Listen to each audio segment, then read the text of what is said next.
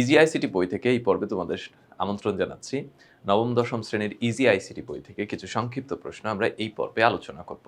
আমরা প্রথম প্রশ্নটার দিকে খেয়াল করি। প্রথম প্রশ্ন হচ্ছে কিভাবে তথ্য ও যোগাযোগ প্রযুক্তি উন্নয়নের সাথে বিনোদনের জগতে নতুন দিক উন্মোচিত হয়েছে?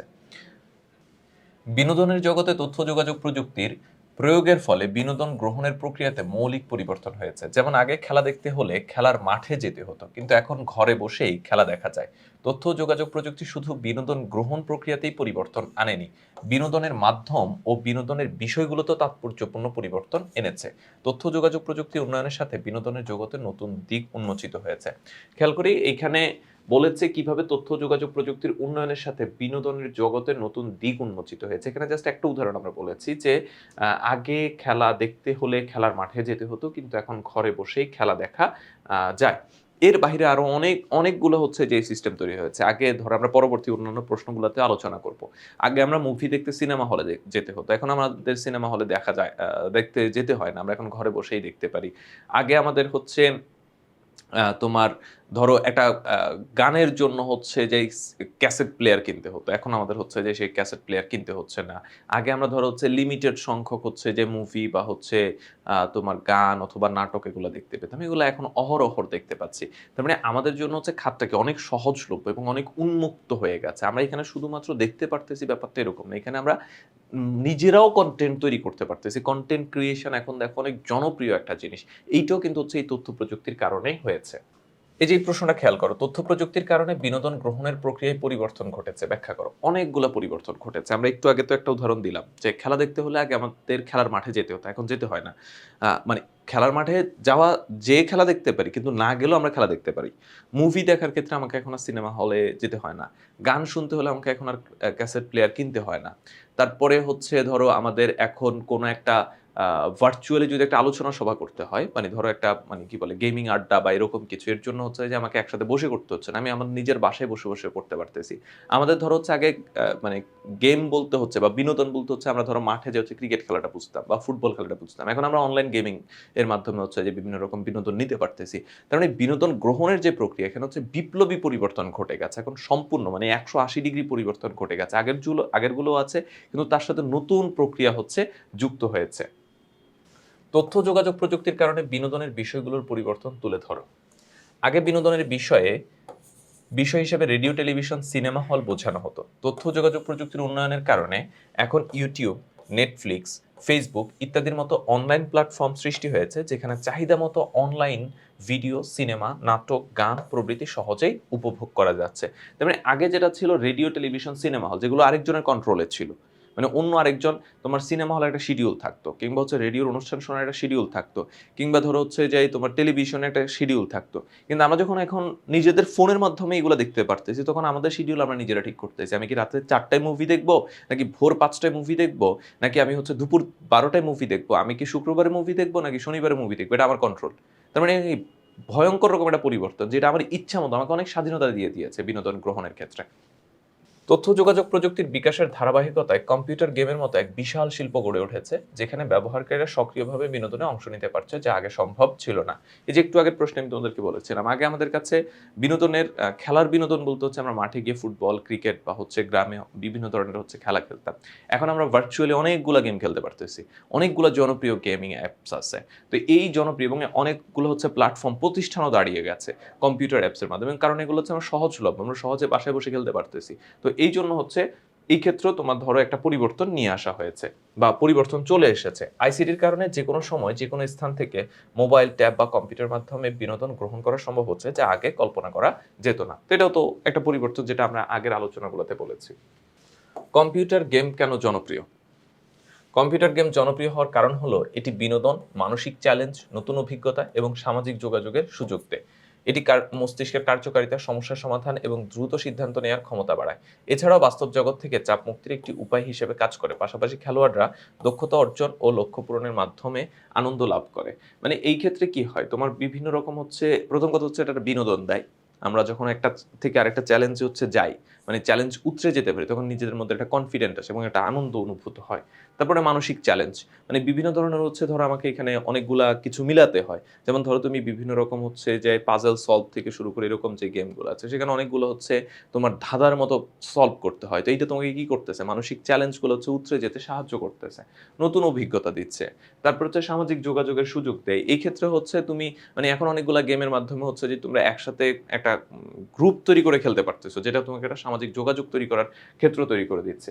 যেহেতু আমরা এখানে গেমের মাধ্যমে হচ্ছে আমাদেরকে অনেকগুলা ধাঁধা বা হচ্ছে যে অনেকগুলা আ আ প্রবলেম সলভ করতে হয়। এটা আমাদেরকে মস্তিষ্কের কার্যকারিতা হচ্ছে বাড়িয়ে দিচ্ছে। তারপর সমস্যা সমাধান এবং দ্রুত সিদ্ধান্ত নেওয়ার ক্ষমতা বাড়ায়। অনেকগুলা গেম আছে। আমাকে ইনস্ট্যান্ট হচ্ছে ডিসিশন নিতে হয়। আমি এখানে কোন ট্রুপস ছাড়বো বা এখানে কোন আ আ কি বলে কার্ডটা ফেলবো। আমাকে অনেকগুলা ডিসিশন নিতে হচ্ছে। ইনস্ট্যান্ট নিতে হচ্ছে। তো যেহেতু আমাকে দ্রুত সিদ্ধান্ত নেওয়ার ক্ষমতা নিতে হচ্ছে, এটা আমাকে দ্রুত সিদ্ধান্ত নেওয়ার ক্ষমতা হচ্ছে বৃদ্ধি করে।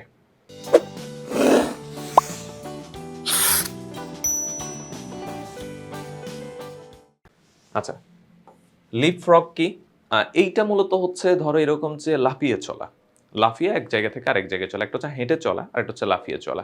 এটা ধরো মানে ব্যাপারটা এরকম যে মাঝখানে একটা ধাপ বাদ আমরা যখন ম্যাথ করি না? ম্যাথ করার সময় হচ্ছে ধরো এরকম যে আমরা এরকম লিখলাম যে ৫ যোগ ২, তারপরে হচ্ছে এখানে প্লাস আমরা আবার লিখলাম হচ্ছে ৩ বিয়োগ ২। পরের ধাপে আমরা কি করতে পারি? পরের ধাপে ধরো আমরা হচ্ছে ব্র্যাকেটটাকে উঠাই দিতে পারি। তো আমি পরের ধাপে ব্র্যাকেটটা উঠাই না দিয়ে সরাসরি ৫ আর ২ ৫ আর যোগ ২ ৭ প্লাস হচ্ছে এখানে ১ সমান হচ্ছে আমি ৮ লিখে ফেললাম। এই যে মাঝখানে একটা ধাপ বাদ দিয়ে দিয়েছি। একটা ধাপ বাদ দিয়ে আমি পরের ধাপে চলে গেছি। এই যে প্রক্রিয়াটা, এটাই হচ্ছে মূলত লিপফ্রগ। তো এইটা আমরা তথ্য প্রযুক্তিতে কিভাবে আলোচনা করতে পারি? যে লিপফ্রগ হলো প্রযুক্তি, সম্পদ ও ক্ষমতা ব্যবহার করে অন্যদের তুলনায় অনেক দ্রুত গতিতে এগিয়ে যাওয়ার একটি কৌশল। যা উন্নয়নের একটা ধাপকে পুরোপুরি লাফিয়ে পরের ধাপে চলে যাওয়াকে বোঝায়। এই কৌশলের মাধ্যমে তথ্য ও যোগাযোগ প্রযুক্তিতে পিছিয়ে থাকা দেশগুলো পুরনো পদ্ধতিগুলো থেকে লাফিয়ে ভবিষ্যৎ আধুনিক প্রযুক্তিতে পৌঁছানো যায়। মানে তথ্য প্রযুক্তির ক্ষেত্রে একটা ধাপ থেকে আরেকটা ধাপে দ্রুত পৌঁছে যাওয়ার যে প্রক্রিয়া। যেমন ধরো হচ্ছে এরকম যে আমাদের একটা সময় হচ্ছে কি বাংলাদেশে হচ্ছে ল্যান্ডফোন ছিল। মানে বিশ্বে ল্যান্ডফোন অনেক জনপ্রিয় ছিল। বাংলাদেশে কিন্তু ল্যান্ডফোন অত জনপ্রিয় হয় না। খুব এলিট কিছু মানুষের বাসায় হচ্ছে ল্যান্ডফোন ছিল। সরকারি কিছু দপ্তরে ল্যান্ডফোন ছিল। তা আমরা এই যে ল্যান্ডফোনের একটা সময়কাল ছিল, সেই সময়কাল বাদ দিয়ে আমরা সরাসরি স্মার্টফোনে চলে গেছি। তাহলে এই যে ল্যান্ডফোন থেকে মানে ল্যান্ডফোনের ধাপটা টপকে স্মার্টফোনে চলে গেছি, এইটাও কিন্তু একটা লিপফ্রগ। এই যেরকম একটা ধাপকে স্কিপ করে পরের ধাপে উন্নতির আরেকটা ধাপে চলে যাওয়া, এটাই মূলত হচ্ছে লিপফ্রগ। আচ্ছা, তথ্য প্রযুক্তি প্রসারের ক্ষেত্রে বাংলাদেশ কেন পিছিয়ে আছে? এটার অনেকগুলো কারণ। ১ম জিনিস হচ্ছে যে ধরো আমাদের এখানে শিক্ষার অভাব ছিল। যেহেতু আইসিটি এটা হচ্ছে একটা ভার্চুয়াল জিনিস। এখানে হচ্ছে যে অনেক মানে বেশ খানিকটা হচ্ছে দক্ষতার প্রয়োজন হয়। তো যেহেতু আমরা হচ্ছে এডুকেশন আমরা বেশ খানিকটা পিছিয়ে ছিলাম। তো এইজন্য আমাদের এখানে এই জিনিসটা জনপ্রিয় করাটা হচ্ছে অনেক টাফ ছিল। সেকেন্ড ব্যাপারটা হচ্ছে মানে আমাদের অর্থনৈতিক অবস্থা। আমরা ধরো এখন অর্থনৈতিক অবস্থা হয়তো একটা স্টেবল অবস্থায় আছি।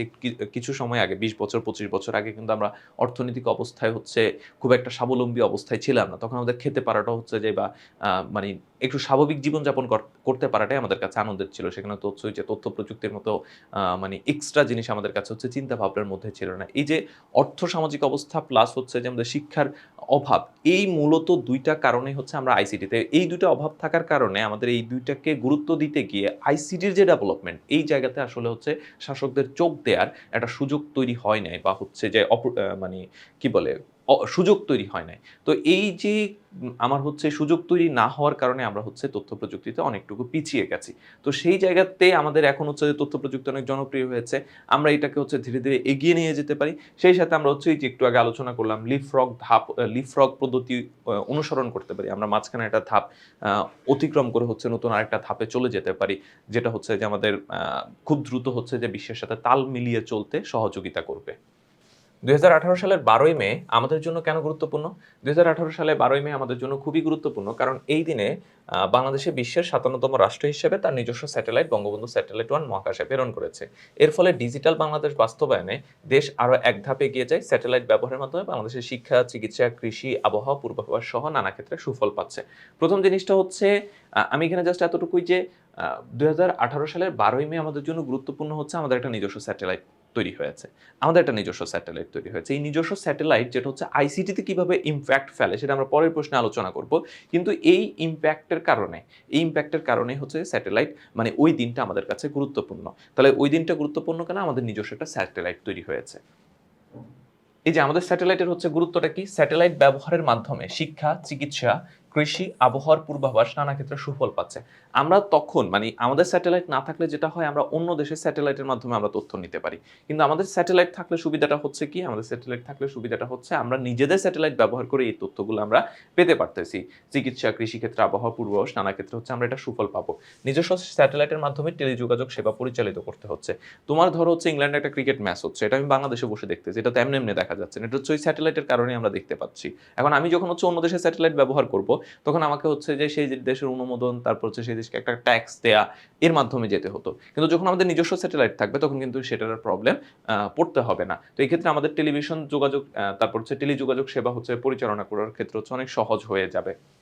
অন্য দেশের স্যাটেলাইট ভাড়া নেওয়ার প্রয়োজন কম হয়, বৈদেশিক মুদ্রা সাশ্রয় হচ্ছে। স্বাভাবিক কথাই আমি যদি হচ্ছে যে এত কিছুর জন্য অন্য দেশের স্যাটেলাইটের উপর নির্ভর করতাম, তাহলে আমাদেরকে হচ্ছে যে আগে বিদেশি হচ্ছে যে মুদ্রা খরচ করতে হতো, সেটা আমাদের এখন কমে আসবে। জাতীয় নিরাপত্তা ও প্রাকৃতিক দুর্যোগ মোকাবেলার ব্যবস্থাপনার নতুন মাত্রা যোগ হয়েছে। জাতীয় নিরাপত্তা কি করে? মানে আমার যখন স্যাটেলাইট থাকে তখন আমি আমার দেশকে খুব ভালোভাবে অবজার্ভ করতে পারি এবং আমার দেশকে দেখার জন্য ওই স্যাটেলাইটের মাধ্যমে সমস্ত তথ্য হচ্ছে যে আমাদের কাছে থাকতেছে বা আমরা হচ্ছে সেটার ভিডিও ফুটেজ বা সামগ্রিক পরিস্থিতি হচ্ছে আমরা সেখান থেকে পর্যবেক্ষণ করতে পারতেছি, যেটা আমাদেরকে জাতীয় নিরাপত্তায় খুব গুরুত্বপূর্ণ হেল্প করবে। সেই সাথে হচ্ছে প্রাকৃতিক দুর্যোগ, যে সমুদ্রে কোথায় জলোচ্ছ্বাস, সমুদ্রে কোথায় হচ্ছে ঘূর্ণিঝড় সৃষ্টি হচ্ছে, কিংবা হচ্ছে কখন গরম আসতে পারে, কখন শীত আসতে পারে, তারপরে হচ্ছে কখন ভারী বৃষ্টিপাত হতে পারে, বন্যা হতে পারে কিনা, এই তথ্যগুলো আমরা হচ্ছে স্যাটেলাইটের মাধ্যমে পূর্ব থেকেই হচ্ছে আমরা আশপাশের হচ্ছে আবহাওয়ার পরিস্থিতি দেখে আমরা গ্রহণ করতে পারি, যেটা হচ্ছে আমাদেরকে নিরাপত্তা এবং হচ্ছে যে কি আবহাওয়ার বা প্রাকৃতিক দুর্যোগ ব্যবস্থাপনা মোকাবেলায় আমাদেরকে হেল্প করবে। দ্রুতগতির ইন্টারনেট, ডেটা আদান-প্রদান, টিভি চ্যানেল ও রেডিও সম্প্রচারে আরও উন্নত, নিরবিচ্ছিন্ন, মানসম্মত হয়েছে। এই যে আমি একটু আগেই বললাম যে হচ্ছে আমি যখন ইংল্যান্ডের খেলা হচ্ছে আমি এখানে বসে দেখতেছি, এটা হচ্ছে স্যাটেলাইটের মাধ্যমে সম্ভব হচ্ছে, না হলে সম্ভব হতো না। তো এই যেহেতু আমাদের নিজস্ব স্যাটেলাইট থাকতেছে, সুতরাং আমাদের নিজেদের কন্ট্রোলে আছে। নিজেদের কন্ট্রোলে থাকতে এটাতে আমরা হচ্ছে ভালো ফ্যাসিলিটিস পাবো। তো আমাদের মোটামুটি এই ছিল এই পর্বের আলোচনা। পরবর্তী পর্বে আমরা অন্যান্য প্রশ্নগুলো নিয়ে আলোচনা করব। এই প্রশ্নগুলো আমরা ব্যাখ্যা বিশ্লেষণ করছি ইজি আইসিটি বই থেকে। তোমরা নবম দশম শ্রেণীর স্টুডেন্ট যারা আছো, তারা ইজি আইসিটি বই যদি সংগ্রহ না করে থাকো, খুব দ্রুত সংগ্রহ করে ফেলবে।